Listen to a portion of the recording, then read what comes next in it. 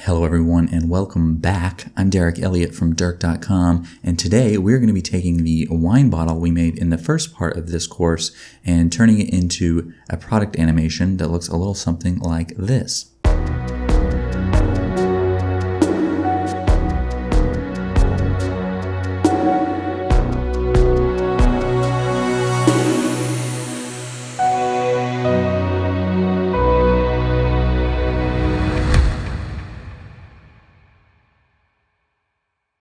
So yeah, basically just showing you how to take that wine bottle from the last part, or really any other object for that matter, and create a sort of a product animation, an advertisement, if you will, to show it off. And of course, it doesn't have to be a wine bottle.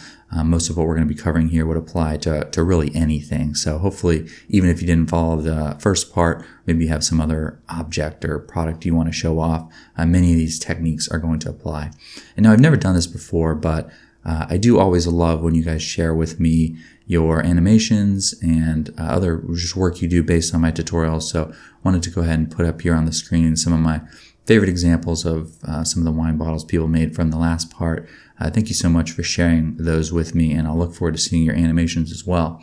But before we go ahead and dive in, I want to again mention that this course was also made available on my website at courses.dirk.com. It's basically the same thing as the YouTube video, but there are a few small extra sections like my After Effects file and things like that, and as well as some files that you can download, reference images, just a little bit of a different, more structured format than you might find here on YouTube. And yeah, it's totally free, so feel free to go ahead and check that out if it's something you're interested in.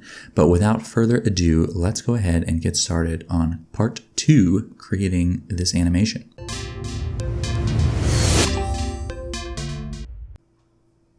All right, here we are back in the scene we left off with when we were doing our materials. This is not the Eevee scene I covered.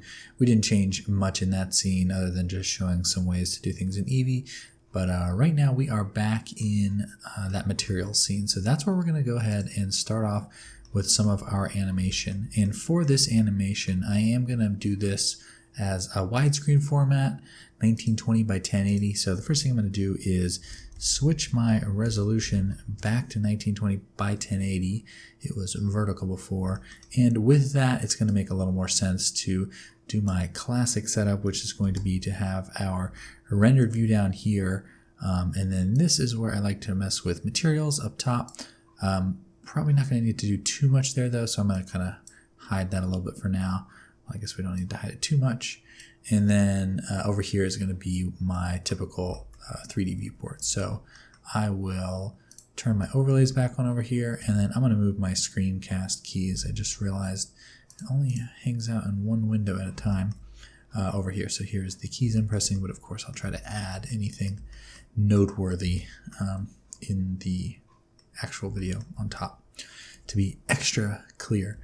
So anyways, to get this first animation set up, we're actually going to be doing the last animation in that sequence. And I went ahead and spent some time, a couple days, figuring out what I wanted the final animation to be. I've been thinking about it, I swear, for months, but took some time and figured out what that animation should be. And then now what we're going to do is basically try to recreate those shots. So what was actually rendered there is not necessarily what we're going to do exactly, but we sure are going to try to get as close as possible, enough that you should definitely have all the tools you need to make that happen. So the first thing I am going to do, I think I've said that already, so we're probably on to the third or fourth thing, but I want to basically create several sequences, and those are going to be strung together to create our final animation. And my final animation is going to be it ended up being about 20 seconds, but rendered wise, there's only about 15 seconds of rendered content. So I'm going to render out 5-second sequences, and you can use whatever you like. 24 frames per second is not uncommon, but I typically like to change this up to 30 frames per second. It's just a little bit smoother and it looks nice. 60 frames per second, of course, would be very high quality, but many platforms don't even support that. And of course, it's double the frames to render, so something to consider there. So with this set up, my viewport how I like it, we've got that to 30 frames per second. This whole animation is going to be Like I said, I think about 5 seconds. I'm going to render out basically 3 5-second sequences, and then we'll kind of cut those together into the final clip. So 30 times 5, you can do the math right there in the thing, is 150. You can also do the math in your head if you're a math nerd. Just kidding.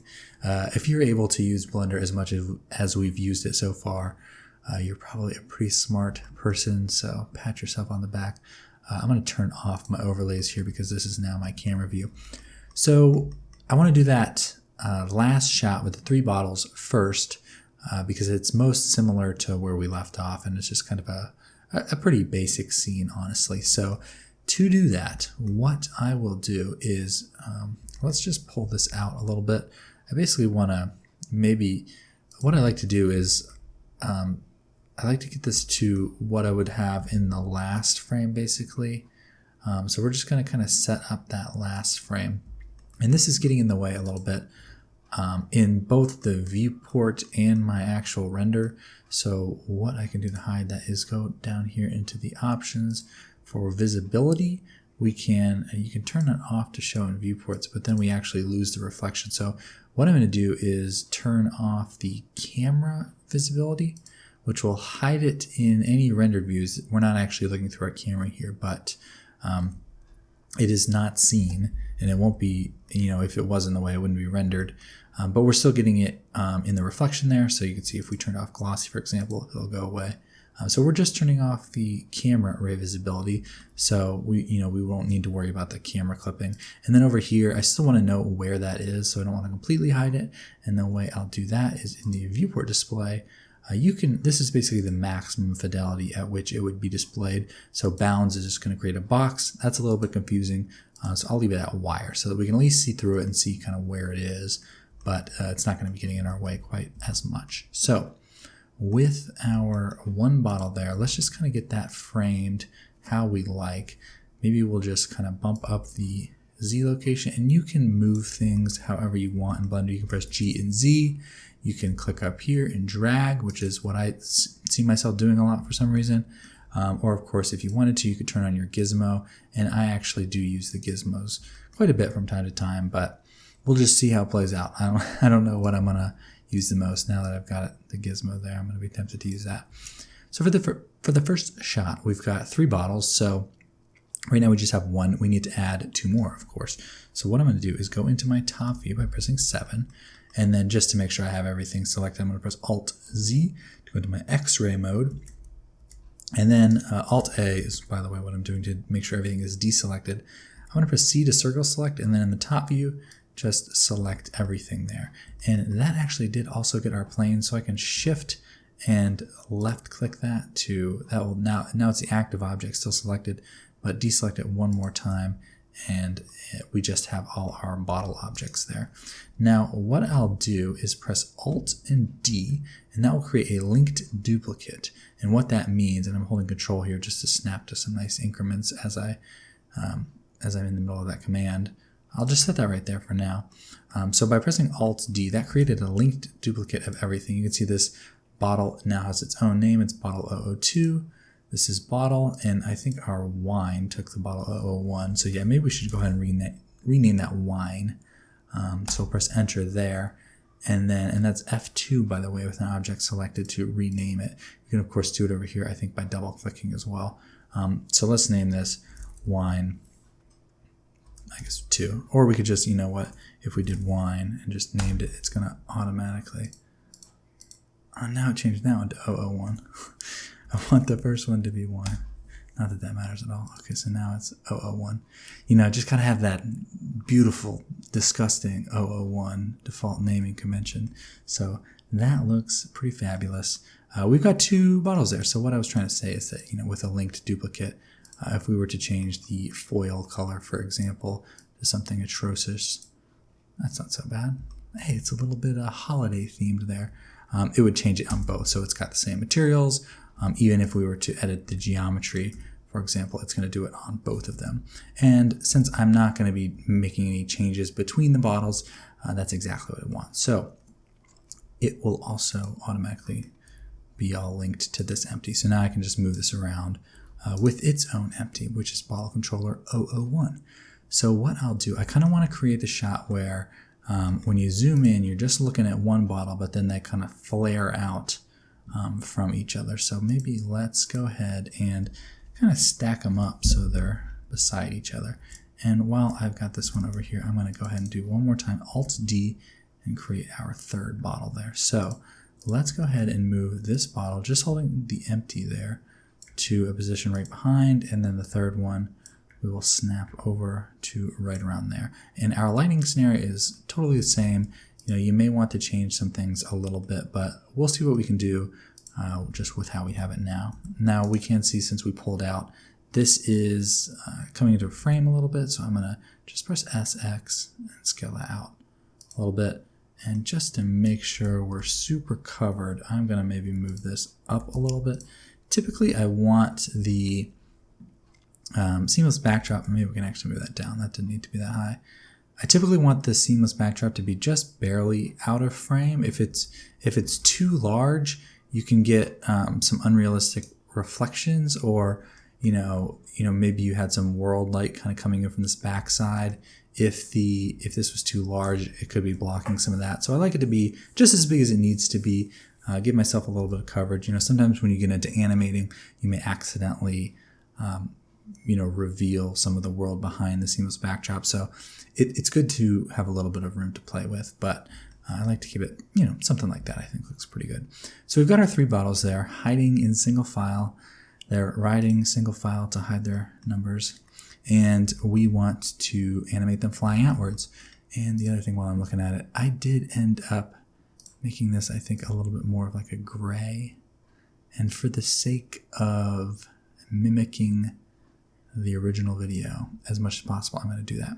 So just bumping that up to a gray. It looks very white, and that's a little bit of a product of all the lights we have in here.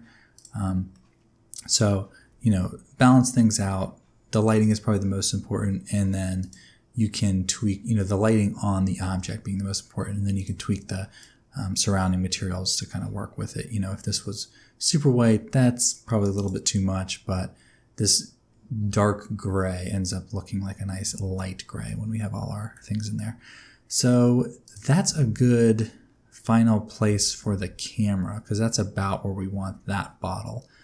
So let's go ahead, and that's the Y location we're going to be animating to go in and out. So let's insert a keyframe there.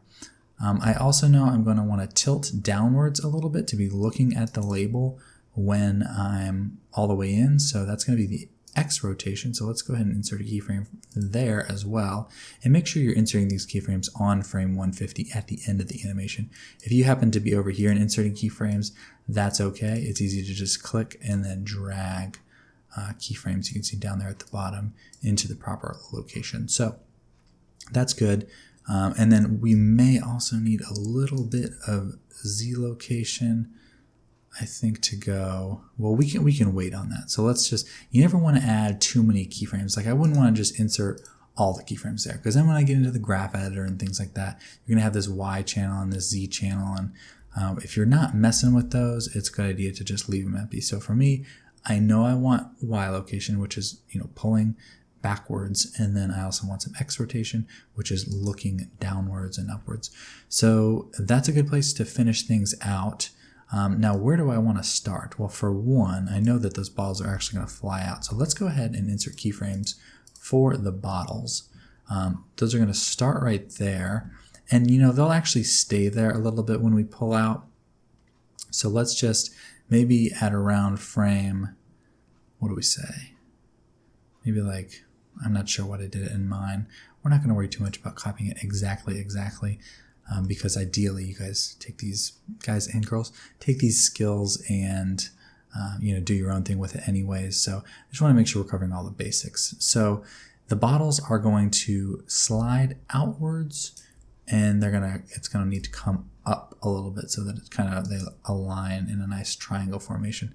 So that was the X location and the Y location.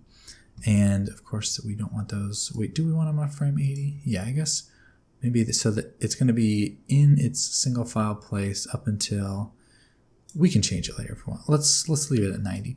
So then with my cursor down here kind of still on the 90, I'm going to insert the same keyframes for this object.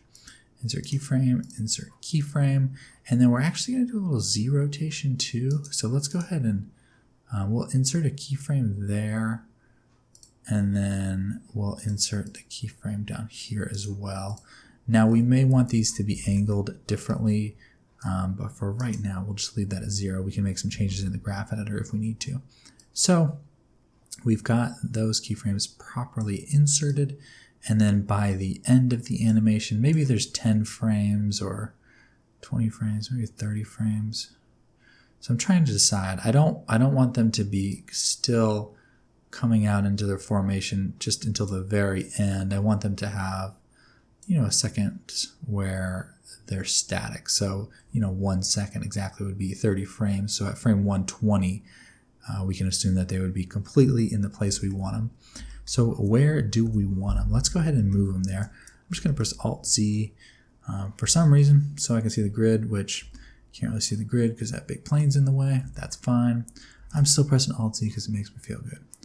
We're going to just move this into position. Now with the grid, I'm holding control because I want these to be even. So I know if I hold control, then I can get the other one in the same position. If you zoom out a little bit, you'll start to reach the different level of snap there, which is too much anyway, so let's just zoom in. Okay, so I want it to be out to, and again, you could do this like this way if you wanted to, but I'm going to just kind of eyeball it. Let's get this one into a good place. Now, this comes down to some composition thinking here, but I don't want these lines to be, I don't want those to come together like that. I want there to be a little bit more of an overlap so they kind of feel a little bit more nested, if you will. But I also want a little bit of light to be able to come through right here. So I need to move that back just a little bit. And maybe we can move it out a little bit more. I don't know. Maybe something right there. I think that looks pretty good. And now for reference, I can actually look and see that, okay, the corner of that box is touching the bottle. So let's go ahead and insert single keyframe, insert single keyframe. If you see that orange, that means the value has changed, but there is not a keyframe there. Basically means like if you move off this frame, it's going to snap back to where it's supposed to be. So let's show you that with this, for example. So let's move this into position. And then let's say you've got it lined up evenly. And great. Okay, so let's pause our rendered view and let's play our animation. Oh, it snaps right back.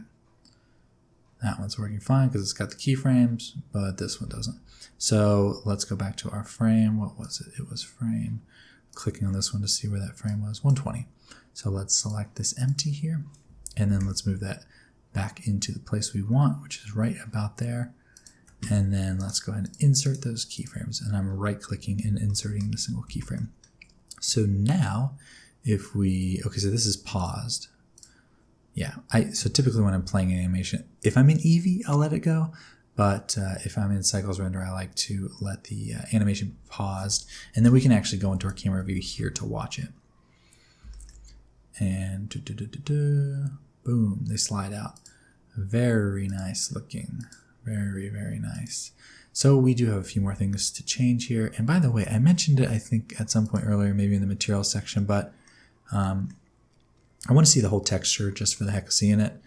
I have got this gloss probably selected now, but in the shader editor, if you click on a different image, that should be the one that displays when you're in this texture view. And once again, you need to be in texture view if you want to see your textures in your viewport, in just a regular solid viewport. So that's good. Let's maybe do a little bit of animation with the camera now. And then the last thing we'll do is play with the curves a little bit just to kind of get it nice and smooth. So let's go ahead and maybe let's change this. We don't really need to see it rendered at the moment. So maybe this will just be our camera view where we can watch real time. And then we'll make the changes over here. So let's say at the start of the animation, we've already got the Y location and the X rotation nailed down. So let's go to frame 1. Now let's have this pulled in quite a bit, maybe something like that, and looking down. Yeah, I think I'm going to want a little bit of Z location too. So let's just let this snap back to where it was and go ahead and insert the Z location keyframe on 150. I'm going back to frame 150 because I know I already set the shot up there. So before I go changing the Z location, I want to go ahead and insert a keyframe. So let's go back to frame 1 now. And then I'm going to pull in, like I said, and then go down maybe just a tad, and then also look down a little bit. And I'm just kind of getting that into a nice place where it's just sort of framed how I like it. And by the way, if you do want to see some composition guides, like the rule of thirds, for example, you can turn that on. It is not going to show that when you don't have your overlays on, so you need to turn those on. And look at that, nailed it right in those lines. Not that you need to do that exactly, but something to consider if you are interested in using some composition guides. But you know, honestly, over time, I think you'll just get a feel for it, and you'll know what looks good. So I'm not going to lie, I do use those, but you don't have to. Just there if you want it. So once again, we have the orange keyframes here. That means we have changed the value, but it is not the keyframed value. So we need to right-click and insert keyframes right there. I'll cover it really quickly too. Insert keyframes is going to insert keyframes for all channels on that transform. And then insert single keyframe will insert it just on the one value. And then similarly, like down here, clear keyframes is going to get rid of all the keyframes for the entire set. You can see now that's not even orange. Clear single keyframes is going to clear all of them for one channel. And then delete keyframes is going to delete them for all channels on just that frame. And then delete single keyframe will delete it for that one channel on that one frame. So that's very confusing. It's just going to take some experience. That's all I can tell you. But that is what all those do. So we've got the frames there now. And this is where the amateurs would leave it off. No, I guess the amateurs left off at the still render section and did not want to carry on with the animation. But what we have now is a perfectly acceptable animation. We have the default Blender easing. Let's go ahead and start taking a look at that. I think I want to do some graph editoring. Maybe we'll do that up here. I'm going to drag a new window down, and let's change this to a graph editor. I guess, you know, we don't really need the shader editor up. I guess we could do it up there. Nah, we'll just leave it up in case we need that for whatever the heck we need it for. So this is, and I'm going to press A to select everything, and then I think it's period on the keyboard, maybe period on your number pad will frame everything that's selected, but I actually have that bound to a button on my mouse, but I think it's period, you know, like the decimal point all the way on the right side of your keyboard on the number pad. It's a command called frame selected, and I think you could actually, like, let's see if I get out of here and then search for frame selected, view frame selected. So yeah, mine is bound to a button on my mouse. Similar to the quick favorites, I do not, you know, my mouse only has, besides left click, right click, and the middle mouse, it only has 2 buttons, and I literally only have one of them bound, and it's to this command, frame selected, because I use it so much. I use it everywhere. Probably should have mentioned it earlier, but like I have it, it's separate commands too, by the way, for the viewport and for other things, but I use this frame selected so much, even on the texture. See, I have the bottle shader selected here, but I can't see where it is. So press the mouse button and it'll bring it into frame. That's something that speeds up my workflow a ton. Again, probably should have mentioned that earlier, but it works also in the graph editor. And by the way, if you do want to change hotkeys, I know we're moving kind of slow through this first animation, but I'm just covering a lot of basics here. And hopefully we don't have to go over those in the next set, but in your key map, you can find anything. For example, that frame selected, I just went in and changed them all to button for mouse. So it is actually, they're all like there's like separate keyframes for all, you know, depending on if you're in the shader editor and the graph editor, but I just changed them all so that my button for mouse works lovely. So once again, keyframes. Now this is a little bit hard to see even though we framed selected. But that's because, for example, our Z location is only going up. If we scrub through this animation, so it's at, what, 21-ish centimeters there. Sorry, so it ends at like 23, and it goes down to 13. So that's a change of, an arbitrary number of 10. But the Y, for example, is at negative 42 centimeters and goes all the way up to negative 112 centimeters. So it's a much bigger change. So you can, maybe you can see that more in here. Anyways, the point I'm trying to get at is click this normalize button. Now we can see everything much better. So it's basically, instead of actually using the real numbers, it's going to, it's just going to normalize it all on like values of like -1 to 1. So that you can see all the keyframes. So now that we can see all the keyframes, we can see all the curves, we can see, oh gosh, Control Z, undo. I accidentally clicked and dragged. Don't want to do that. But we can see this easing happening now. If you ever used maybe an Adobe software, Easy Ease is kind of what that's called. But basically what it does is, if you're familiar with graph curves, and again, this is kind of a complicated thing that maybe I'll do like a full tutorial on just curves sometime, but basically this is like showing you your acceleration. So if it's something was flat, basically you've got time here, your frames, and then the value here. So over time, the steeper it is, the faster that value is changing basically.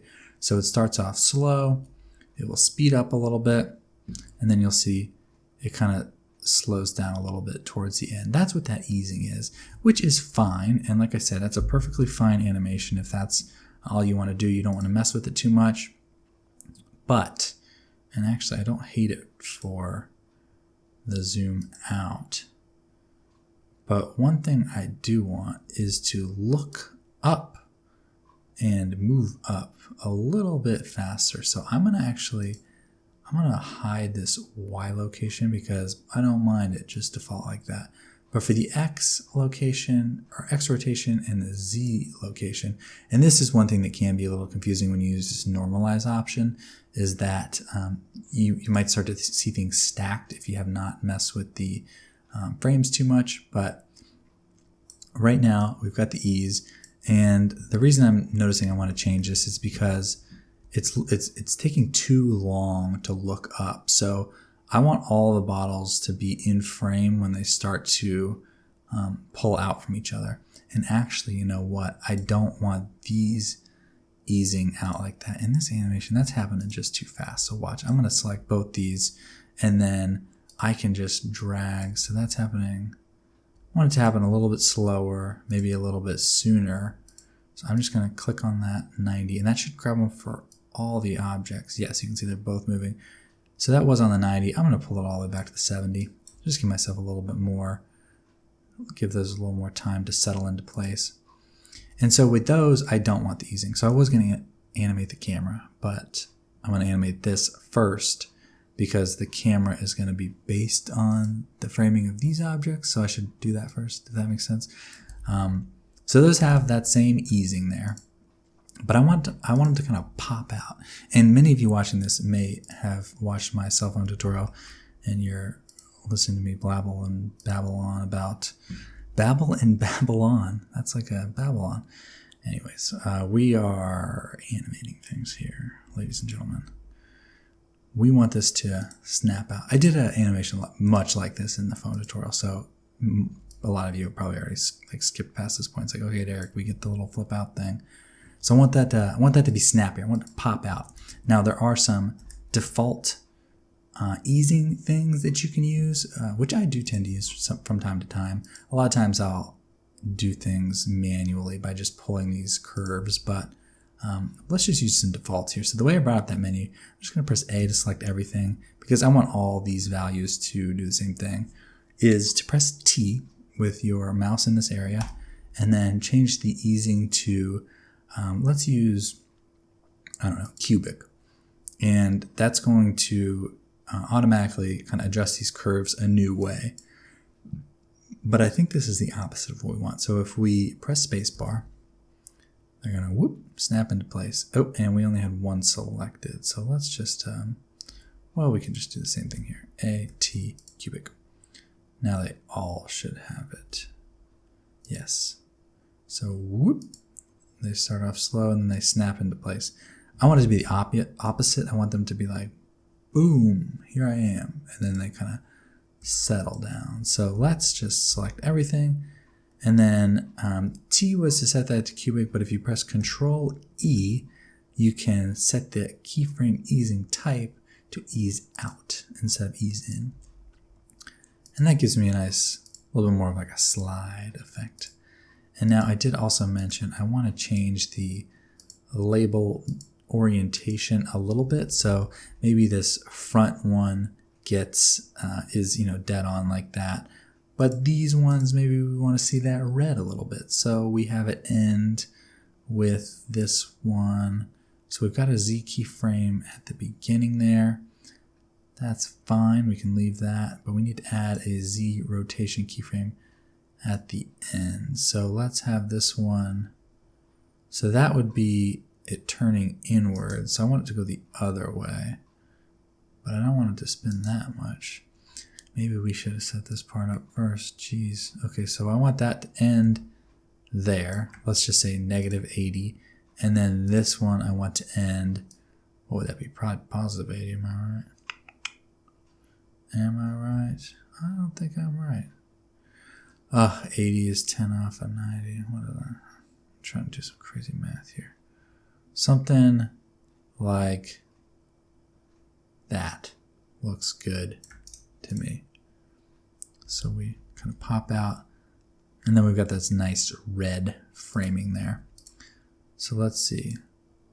That one's spinning a ton, which I like. I like that one. The other guy needs to be a little bit more like that. So boom. So this one, let's see. So that one's spinning outwards, the one on the left, and the other one is spinning inwards. So that needs to start off a different direction, and we can actually select both of these. And let's find our transforms here. So we've got the Z rotation, Z rotation. So let's select everything. Well, again, because we have the normalize on, it's gonna look like they're exactly the same. Let's just do this manually. Let's go to have this one. I realize I'm slowing down a little bit here, y'all, but I don't want to skip anything. I want it to be clear. Okay, so we need to change this to rotate the other way and way more. So let's have it start. Okay, so I keep doing this. I mean, this is the type of thing that literally takes forever. Like I said, I've been working on this for weeks. Not weeks, but doing the actual animation, getting all the curves and everything, I did spend, I would say, I don't know, maybe a total of like 10 hours. Probably more than I should have. For a free tutorial, jeez. Like and subscribe. Okay, so this is really driving me crazy. Sometimes the best thing to do is just set a different value and see if it did what you want. That's the guess and check. And it literally did exactly what I want. But it needs to be more spinny. So it's going from -180 to -80. So then negative needs to go more negative. Turn that back to that. And then just, see, the guess and check. Way better. Okay, yeah, that's a little bit too much. Let's kind of turn that back. Just bring that back up to like a 240, something like that. I've been watching Sopranos lately, so if I start talking a little wild, don't blame me. Okay, so good thing we finished that and got it how we liked it before we did the camera, because when we dragged it back to 70, we had to make all these changes. Anyways, I like the way the bottles are popping out. That looks good. Boom, hello, a fine blend. What's good? Nice. Okay, so like I was saying earlier, we got the camera selected there. I want to be looking up a little bit sooner so that I don't, like, it's kind of lame where it doesn't really get into the nice, you want your shot to be cropped nicely the entire time. So, I don't love the zoom right there. There's a lot of empty space here. Oh wait, I think that's where I added the cubes. We gotta add the cubes. Yeah, so that was to take up a little empty space, even though I think they're probably even out of frame at the beginning. But I want the camera to look up sooner, and you're gonna have to go in and start playing with easing. So I already hid the Y location because I liked how that was. But let's play with this X rotation. Now this can kind of be hard, like I said, when they're on top of each other. If you just like click twice, it'll sort of switch between them. You can also lock things over here, which I'm beginning to learn to use things like that a little more. Maybe, you know what, let's go ahead and lock the Z location. Is that crazy? Nah, because we're gonna have to change it. I think we'll have to change it. If we're gonna, the X rotation and the Z location are sort of playing with each other here, so we're probably gonna have to change both of them. But anyways, I want the camera to be looking up more by then. And one way to do this little trick is to just put it where you want it, right there. Insert single keyframe, and then you can kind of see what your curve needs to look like. Maybe you don't want to, maybe you don't actually want a keyframe there, but just to see where it should be, you know, you could delete that, and then you could go in here and do a little something like that. You want to use as few keyframes as possible, just so that, you know, things are nice and smooth. If you have too many keyframes, sometimes those keyframes can kind of create a little bit of jaggedness. So what I like to do is just put a keyframe there, see where that curve goes, and then mimic it with the handles manually. So now we're starting off, again, remember the acceleration here, we're starting off with a lot of movement. It's kind of looking up, and then it sort of goes back down a little bit. Now I do want this to stay flat so that it's not too snappy at the end. I want it to kind of, you know, come to that nice ease. Now, if something's flat, that means it's not moving, basically. So the value is not changing over time. Again, time is the frames, up and down is the values. So we need to, so that this doesn't look so silly where it starts to look up, we need to match the Z keyframe to something similar. So I'm going to just select this. And this is one advantage of using the normalize, is that you can have them kind of right on top of each other, and you can just sort of match that. And that's probably going to be what we want to do here. So let's take a look at this now. Okay, popping up a little too much. Maybe the Y needs to change a little bit. Let's undo the Z. Maybe the X. Maybe we do want an extra keyframe. Let's flatten this handle again.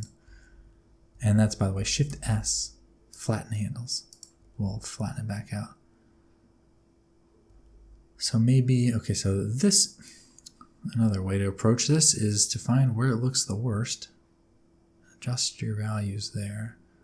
So this is a not, and I'm getting a little bit of a skewed version of it because I can see what's outside here. So maybe we should actually go back to our rendered view here and take a look. Oh, and we need to press play to restart that. Let it start updating again. Okay, so that is not good. So we do want to be looking up a little bit more there. So maybe we do need to just add in another keyframe, because I didn't like that popping off so much at first. So let's see what we got here. Here we go, pausing again. Or maybe let's just do it right here. I think there's a way you can turn on the, it's called like the passapartout out there. There we go, look at that. Let's just turn that all the way up so we don't, I've never used that. Literally, this is the first time I'm ever doing that, turning it all the way up. It's brilliant. Okay, so what do we got now? Let's take a look at that. Nice. Okay, but maybe we need, the whole bottle isn't in frame. Not a crazy idea to adjust your focal length a little bit, if, you know, quick way to get things in frame. But I want to leave it what it was so that it matched our render. You know, our boss was like, you know, remember when we took our boss the image and they were like, wow, that's so good. You're an amazing blunderer. What if it was the focal length that did it? We wouldn't want to change the focal length. So things are looking pretty good. Maybe zoom out a little bit faster. Let's unhide that Y location. And then maybe the Y doesn't start off so smooth. Maybe we kind of start off with a little oomph. Oh, that's going to throw off our X. This is why animation is just so exciting. So now, maybe we do need to add that back. And you can always just kind of move around different parts of your animation. Okay, so maybe I want a little more X there. So just kind of play with that curve, pull it to where you want it.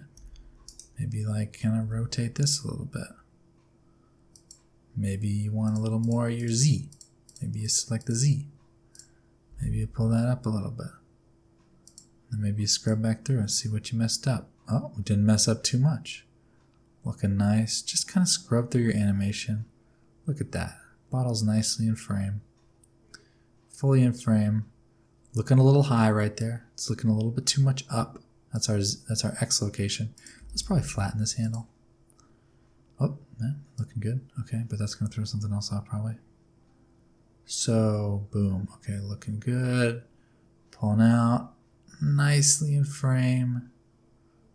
And then it settles out. Looking good. Do we like that?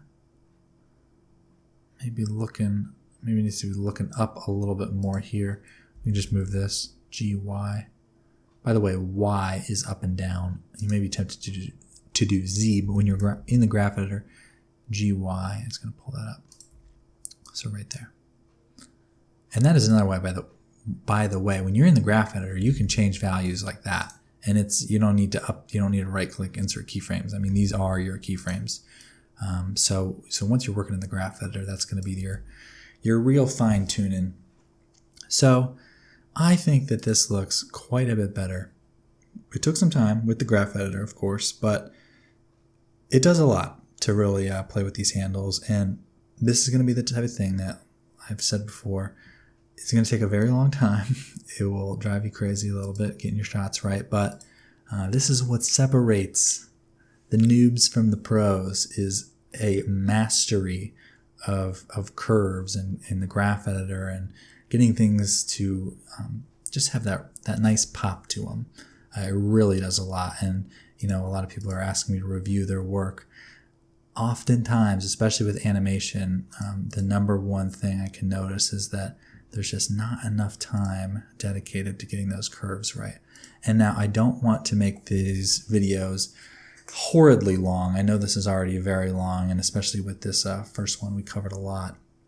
But, I do want to emphasize that, even though I'm only spending so much time and saying, it looks pretty good, if I was, especially if this was a client project, there would be many more hours going into every little curve here to make sure things are just how you want them, as long as the client has a good budget, of course. The cheaper clients, you might just get the default Bezier curves, but for the fine clients like our fine blends, you got to give them the best. So one other small thing I'm going to do, just so that this ends in a nice place. Let's go to our last frame. I want this to be rotated outwards just a little bit, and then RZ, just rotate that like that a little bit. And that's okay. Even though these are linked, their rotations are not linked to each other, so we can change them. Now, if you were to go into edit mode and rotate it, then that would throw it off. Let's go ahead and show you what that does, just because it's a long-ass tutorial. Pardon my language. Now it's all screwed up. Control Z, tab out. Now we're back where we want. And similarly, you could have done the same thing with the labels, just like rotate them.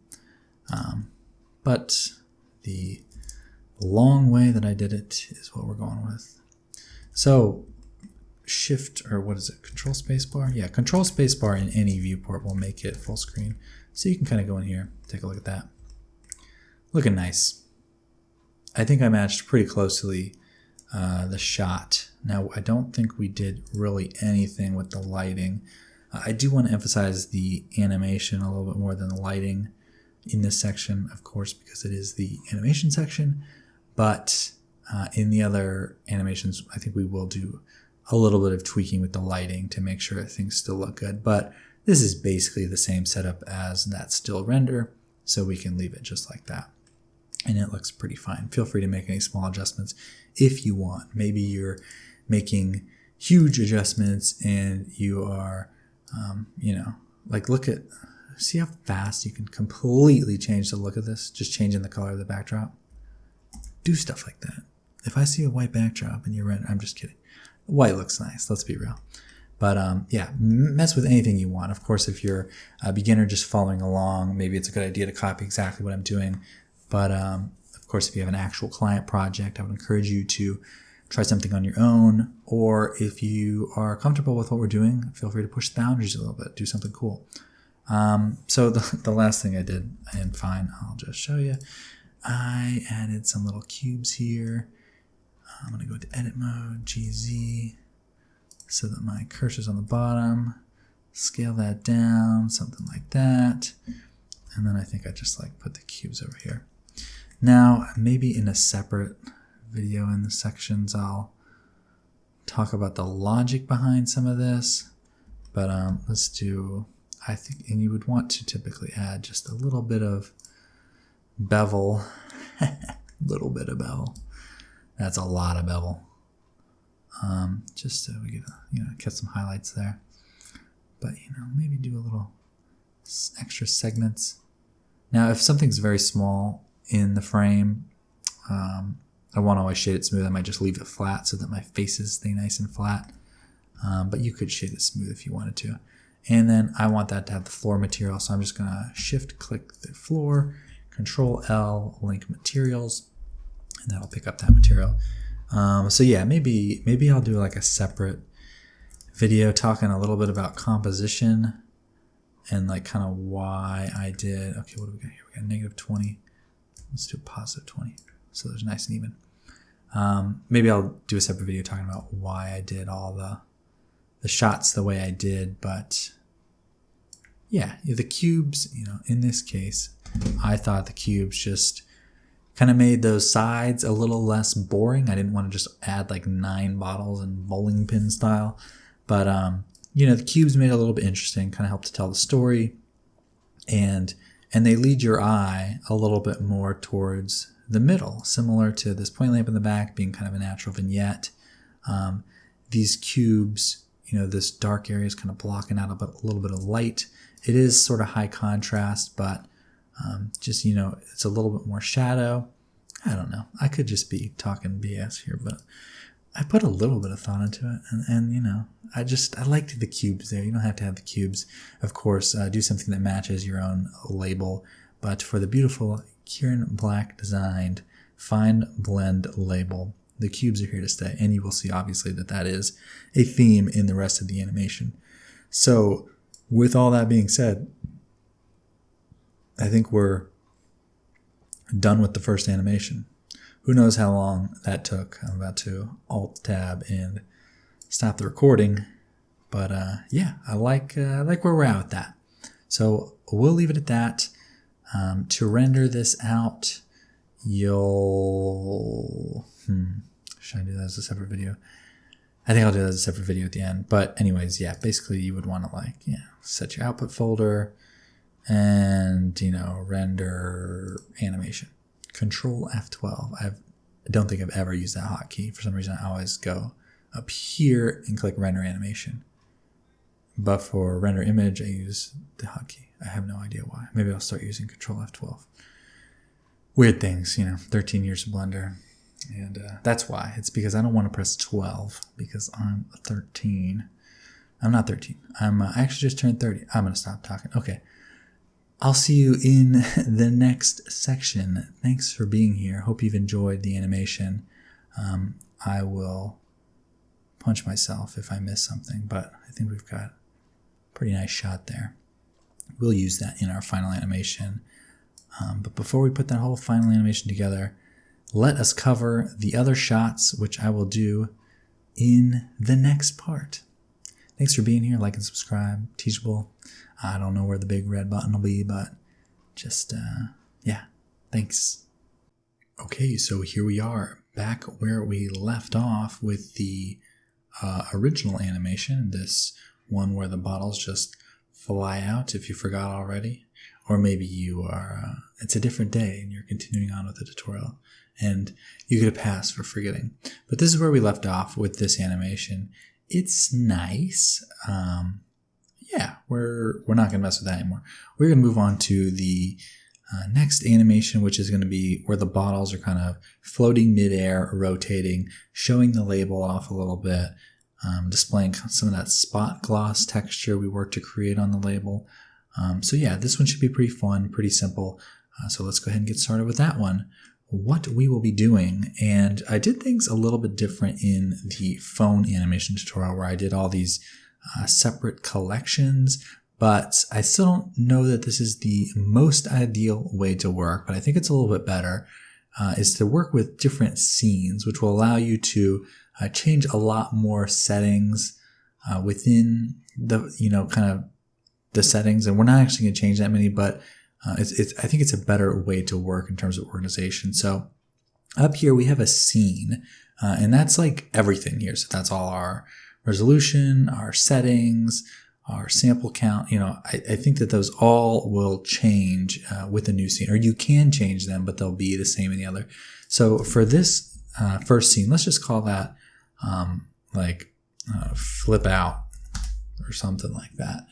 So this is the flip out scene. Now what I want to do is create a new scene, and you have a few options here. So copy settings is an empty scene, but it's going to keep everything like maybe your frame rate and stuff.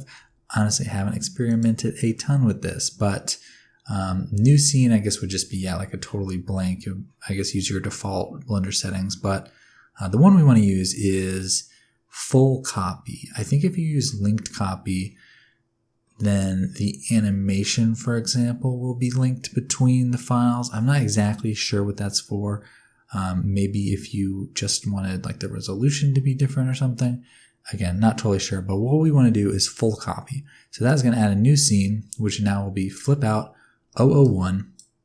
But I'll name that maybe just float with 1T. And so now we have a new scene. So now I think we could do things differently. You could tell I'm kind of thinking about what I say here. So from the little experimentation I did do, I noticed that the materials will be linked still. You can see that's still just called foil. And, if we were to like unplug this color, well, that's not doing much, but if we were to change the color, again, let's change it to something like that, then I think in the other scene, it will also be changed. Yes. So let's go back to our float scene and undo that. So the materials are the same, but I think we did get total copies of the bottle. Yes, so there were only 3 bottles. They're still linked though, I think. Well, these 3 should definitely be linked. But are they linked in this one? No, they are not. So that is the difference. We got unique objects, but the materials stay the same, which honestly works out pretty good. Just note that if in this scene, for example, like maybe you're showing a white wine and then a rosé and then a red wine, you would want to make sure you're creating a new bottle material. You wouldn't want to go back to your other scene and realize that you're actually changing the total material. But material is pretty simple. If you mess up, you can go back and redo it. It's good practice. Builds character. So we've got my hacky description of what we just did there. What I want to do though is I want to just go ahead and wipe out all the animation. So let's do that. Let's just go to frame 0, select everything, and now just in case there were a few channels hidden here, I'm going to press Alt-H to unhide things, reveal curves. It looks like nothing was hidden. So I'm just going to press A and then press X to delete all the keyframes. So now this scene is not animated. But once again, let's be sure. If we go to our flip out scene, things are still animated. Yes, they are. So let's go back to our, don't get confused now. For some reason I had to name them both starting with F's. So now we have a nice kind of blank scene here. where we can set up our floating shot where we will not be using these cubes. We will be using 3 bottles though. Now I'm going to go ahead and just reset the rotation of these bottles. So those are zeroed out. This one has a weird rotation, so I'm just going to press Alt-R. Okay, so now they're all zeroed out. You can see these are facing odd directions though, just because of the way I rotated them in the last scene. But basically, and I should have deleted the keyframes when they were in triangle formation. Basically what I want to do is I just want to get these into kind of like a trio again, so that we can have them all kind of up in the air. Now, this may be a little confusing to some. I got a question on one tutorial one time that was not sure why I did what I'm about to do, but instead of moving these all up, we want to, and I'm going to try to make an example out of this poor bottle over here. Misbehaving. Not making any music. The wrapper bottle. I don't even remember what the wrapper reference was, but I was watching back and apparently I did that. Let's do Alt-D. We'll call this the sad bottle. Sad bottle over there is not going to be part of this party. And that bottle's going to be there to set an example. So what I'm going to do is I'm just going to, for the sake of evening things, I'm going to select those, Shift S, snap my cursor to selected, and then I'm going to add another empty, which is going to control this group, basically. So let's add an empty, and we'll make that we'll make it a cube, just to be even more confusing. We can have cubes on cubes on cubes. I don't know why, I just like cubes. So I'm over here in the empty tab. Oftentimes, if you add an empty and you can't see it, it's probably like way too big. And it's probably something in the scene settings that will control that default size, or maybe I can do it in the user preferences, but it just never seems to be the size I want right off the bat.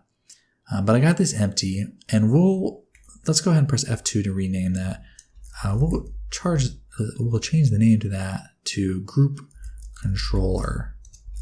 Always a good idea to name your objects. I'm not the best at it, but it does help a lot. Once files start getting nasty, you better have those names.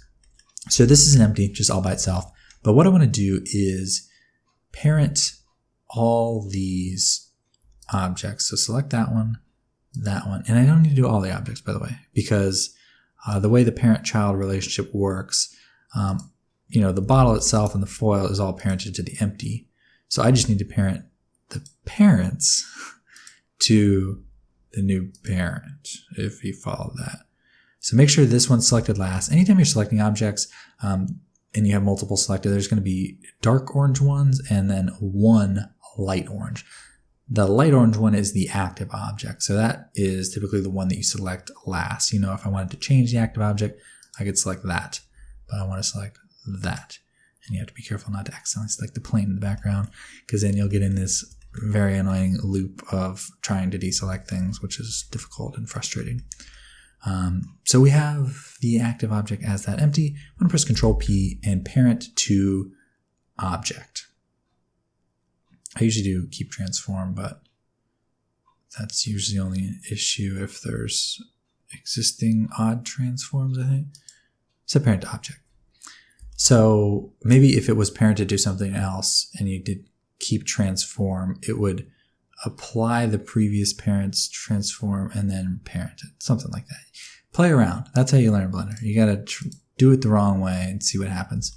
So like I said, I want these to be floating. So now I can just select this one empty, move it up, and then we don't need to move it up too much, but I don't really want to see the floor.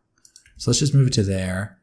And then let's just kind of put it on an angle, maybe like something like that. I want to get it as close to my regular. I don't want to have to change the lighting any more than I need to. I can already see, this lamp, for example, is going to have to come up. We'll set this up more in the camera view, but just going to go ahead and make that change while I'm looking at it. Okay, so the reason, we'll go ahead and do a little bit of the animation first. So let's get our camera set up. I'll move the camera maybe a little bit for this one, but the camera's going to be mostly static. So I'm just moving my camera up on the Z location here. And I guess I should be looking over here.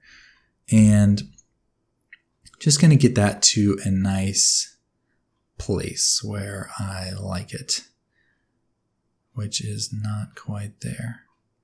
So now I did end up kind of cutting off the shot.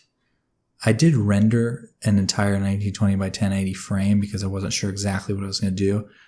So if you've got the horsepower in your computer to render more than you need, always a good idea, because then you have a little more freedom when you're editing the video at the end.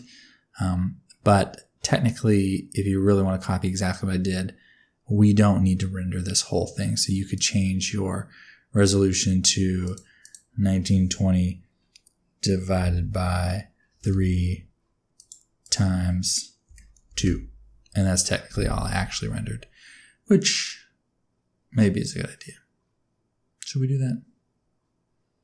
No, I'm not going to do that because I want to show you how I actually set it up, which was to render the whole thing. So, and then if you need those frames for something else, maybe the client's like, hey, can you make us a holiday ad? Then you can be like, oh, sure, perfect. And you just take the shot with this extra space and you write freaking 10% off for the holidays, you filthy animal. And you call it a day. So we'll leave that like this. And now I'm just kind of moving my camera around. I want to get a nice shot.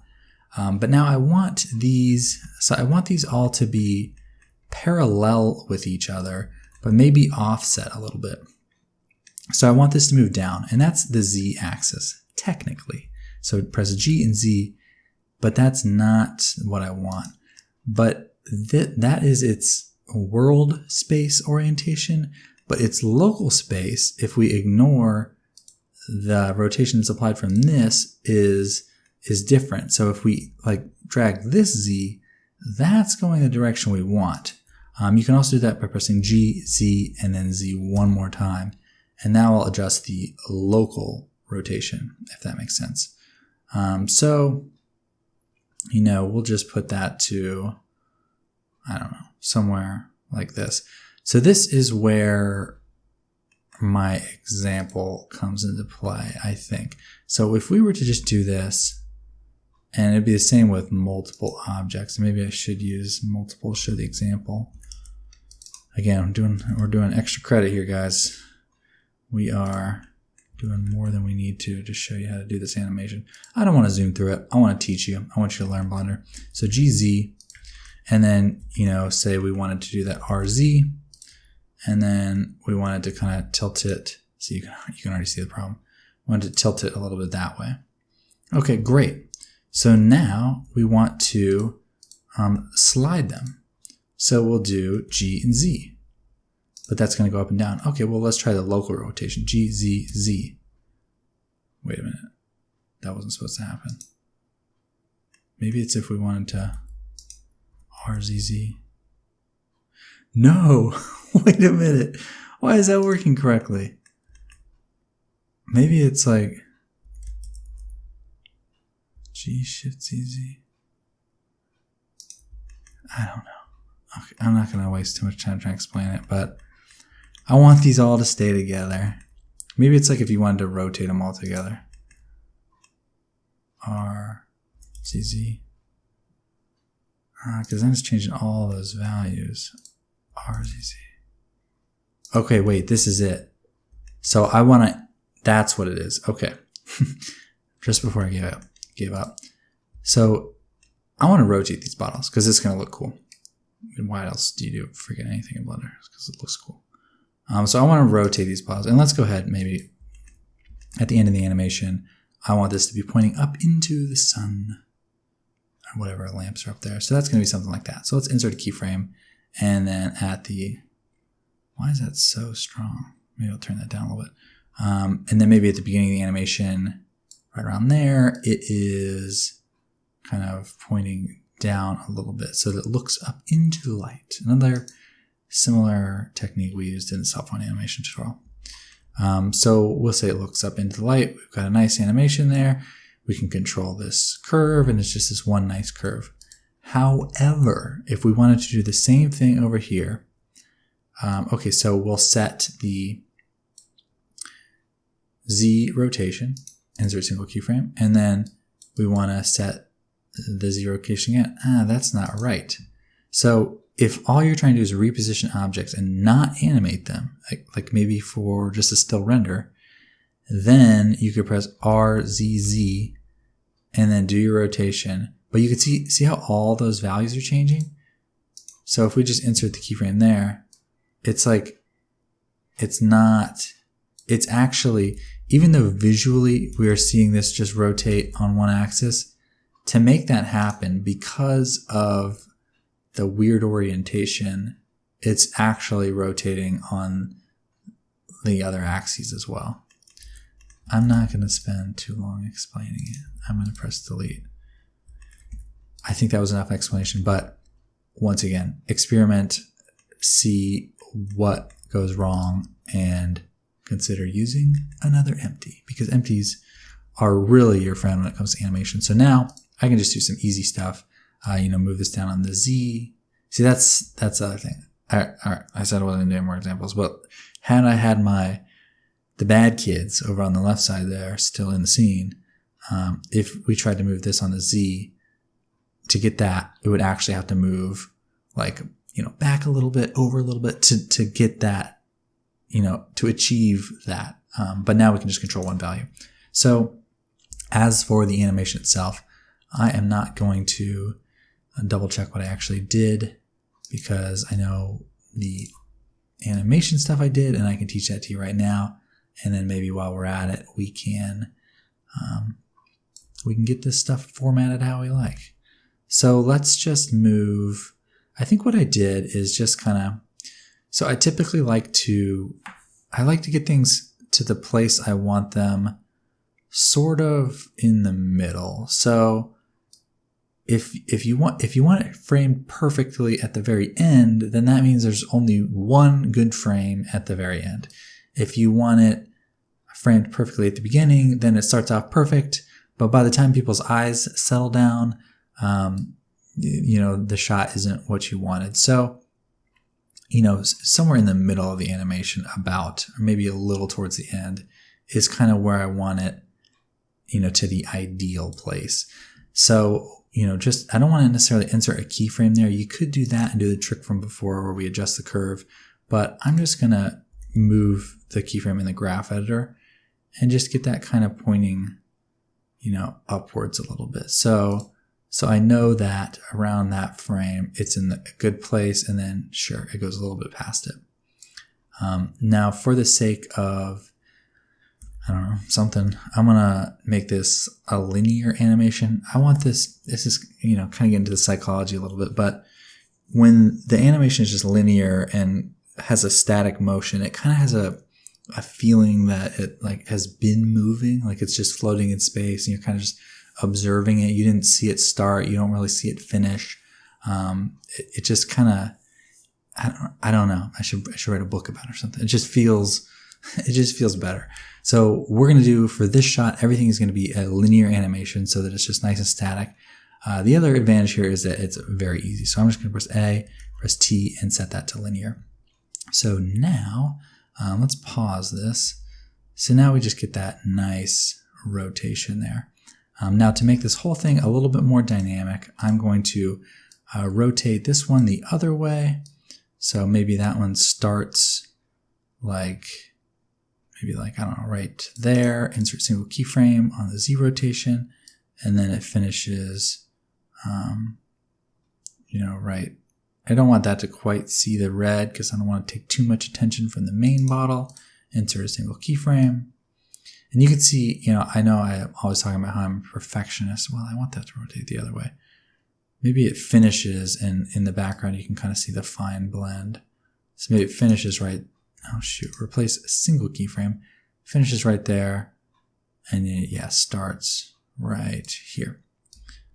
So I forgot what I was just saying, but yeah, I don't want to see the red too much because I'm worried that would take too much attention away from the main bottle, which is kind of my foreground. The idea of this shot is just that it's kind of, it's just a close-up of the label, a nice detail of the work we put into our label material and that final label that Kieran designed. So those are rotating nicely, and I'm just going to wait till the end and set them all to linear at once, so fear not. So that's rotating out. Maybe the other one rotates the other way. So what would that be, like that? Insert single keyframe. So that one's going out, that one's going out, and that one's going whatever way that is. That way. It's going that way. Counterclockwise, I believe, is what we'd call that. So that's cool.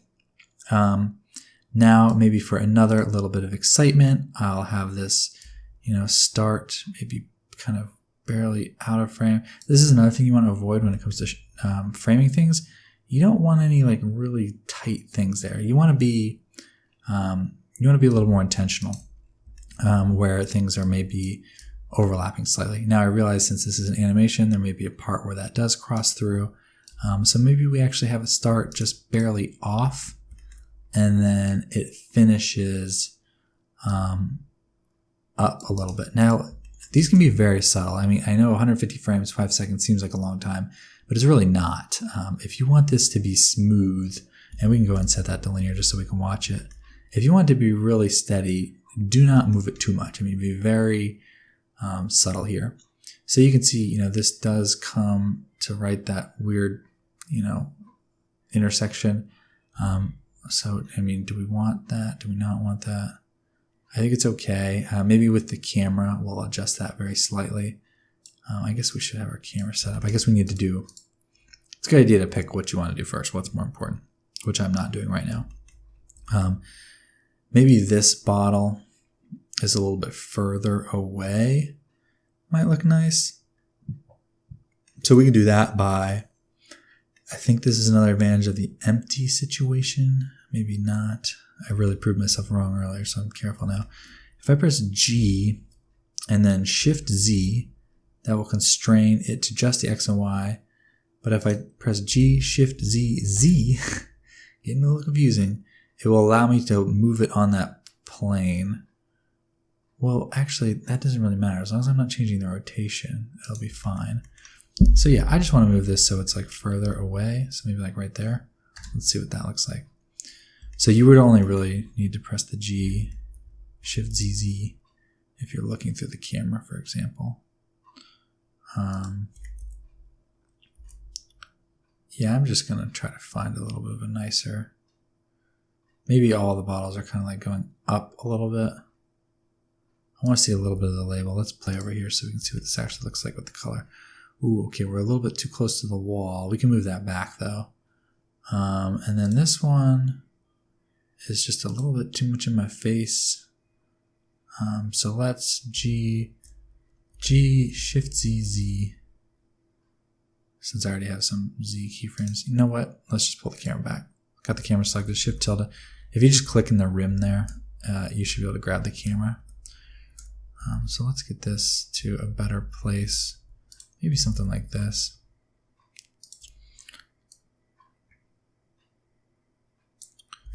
I'm going to kind of go to right there.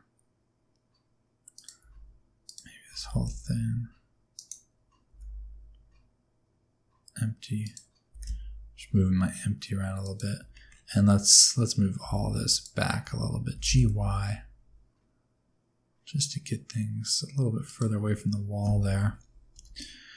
Okay, I think that that's looking a bit better. Now, maybe this one. I should totally just look at my animation, copy it. But that's no fun. I think it looks pretty good like that. Maybe this one kind of comes up a little bit. Ooh, maybe down. Does that look good? Do it however you want, really. The choice is yours. Get it framed beautifully. Okay, maybe it's silly that these aren't closer. I'm going back and forth on things. But that's what it takes. That's my like line that I use. If you want to have good animation, you gotta just take longer. Builds character. That's just my go-to reasoning for why. Can't make up my mind. Alright. That's perfectly fine. That works good. We've got the rotation set. Let's give this some Z location. Let's have this bad boy rocket upwards. Maybe the background one moves a little bit faster or something. It starts off down here. Insert single keyframe. Boo, rocket to the moon. Now let's give this one a little Z location too. Maybe this one finishes right around there. Insert single keyframe. We got kind of a nice little line there. A little bit of an interesting composition.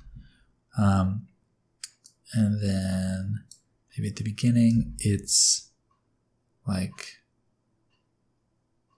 totally out of frame. All right, now I'm going to select everything, and then A, and then T, and set the keyframe interpolation to linear. And let's pause this and play this through. So now we kind of have this nice, interesting rotation going on. Now I don't like the way this label is showing. They're all showing the cube at the same time, which I want it to be a little more interesting. Maybe, so I like that this one reveals the title at the end. But I'm going to take the cheap way out here, RZZ, and just kind of move that so that at the end we get that, kind of reveals that fine blend. You want to think about where people's eyes are going. So obviously I want this to be the focus, and then that will kind of come into the light, which will pull a little bit of attention. You can see right there dark, and we need to still adjust the lighting a little bit, but that'll kind of come into, not come into the light. We need to add a light there. Let's go ahead and do that.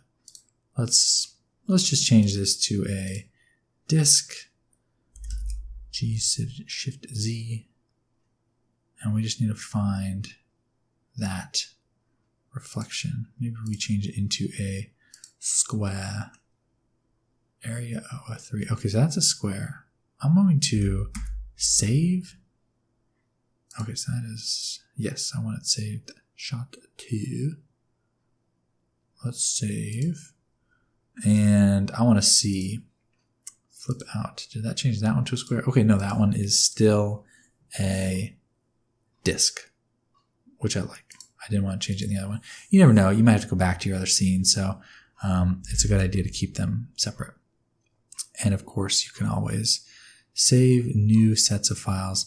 Now, this can be kind of tricky finding where your reflections are. Obviously, on a super reflective object, it's easier. Like the bottle we have is a good reference there. But I want to get this reflection where it's kind of not so hot on the actual object, but we get a nice kind of bounce off. And the way to kind of figure out where that reflection is, just imagine a baseball or some object shooting out of here and then hitting right where we want it to hit, and then where would it bounce is kind of how you find where that reflection should go. So I think I need to just turn this power way down. Basically, I just want to get a good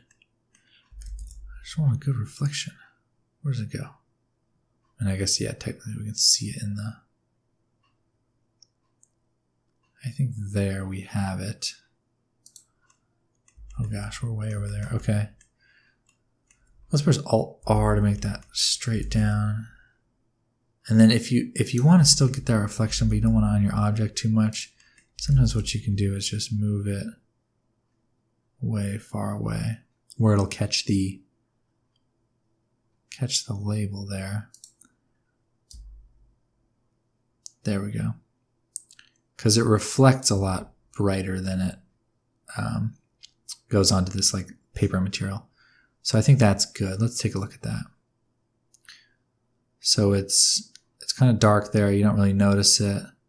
But then as this turns up into the light, we get that really nice highlight pulling your attention. And yeah, okay, we've got it there too.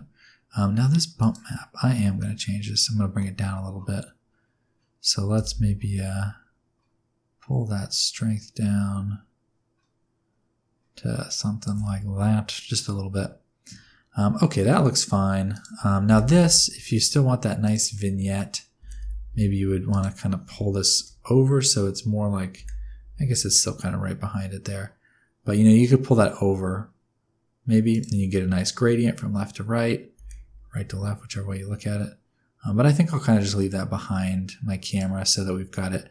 You know, the color's starting to fade out here on the right side, but we've still got it nice and hot behind.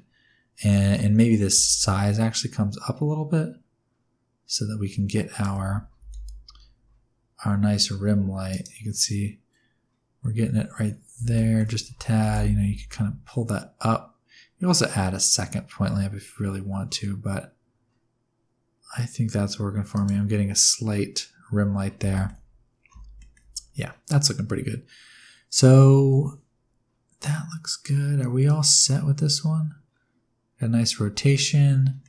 Now I might want to add in, maybe this needs to kind of come. I want to create that nice line I had before. So maybe let's just pull this lamp up. There we go. Yeah, so let's just move this. Right. Yeah, just kind of that nice line on the right side. Or the left side there. That looks good. And now what is that reflection? Is that this one? Gosh, I'm not loving where that is placed.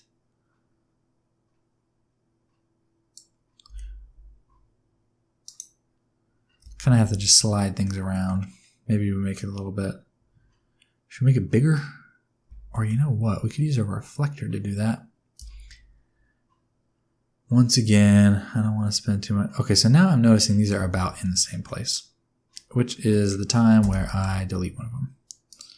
And then we turn this power back up because we just screwed ourselves. So I want this to be, let's pull that down. So that is going to be both lighting this side and reflecting for the label. I don't know why it took me so long to figure that out. I could have cheated and looked at my original animation file. Now this is good. If the it's kind of weird with the shifting color, like the way this comes into shadow, it looks a little bit too dark, but then up here it's a little bit too light. So you just kind of have to find a nice balance, and some of that can come down to like, you know, for one, just your preference, but you know, you could do some trickery to kind of get the colors exactly how you want them, but I think for me this is pretty good. Let's leave that as I continue messing with it. Okay, that is fine. Bottom looking a little dark. Let's add another light, and let's just kind of press R twice to free rotate. And you know, maybe this is going to be, I just want a little bit of interest on the underside there. Not so much that it's distracting, but you know, could this be a disc, for example? Bigger, smaller. Smaller is going to give us kind of some sharper reflections. I think something like that's fine. Maybe this can get a little bit of its own rim light kind of coming over here.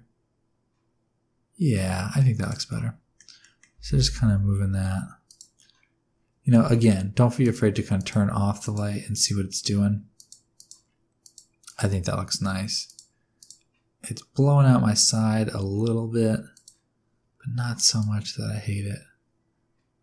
We can just pull the power down a little bit so that we've still got the nice reflection, but it's not actually adding too much light to the scene. And then similarly, the reflector to kind of work with our new camera setup, you might want to just move that up a little bit.